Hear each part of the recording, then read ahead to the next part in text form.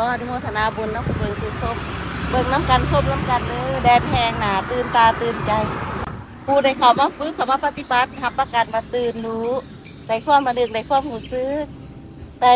ความตั้งใจมั่นได้พลังได้ความพร้อมร้อยมาเด้อสำนักงานพระพุทธศาสนาแห่งศาสตร์ประเทศไทยแดนแห่งความสงบแดนแห่งความสวยงามเบิ่งบนไดส้มบนไดถนนหนทางซ้ายหน้าหอแต่ละหอหนาตื่นตาตื่นใจท่านใหม่คือเขามาด้วยความรู้สึกริมผู้ใดเขามาคุยผู้ใดเขามาปฏิบัติรับประกันมาต้องได้ความมาในผู้ซึกต้อง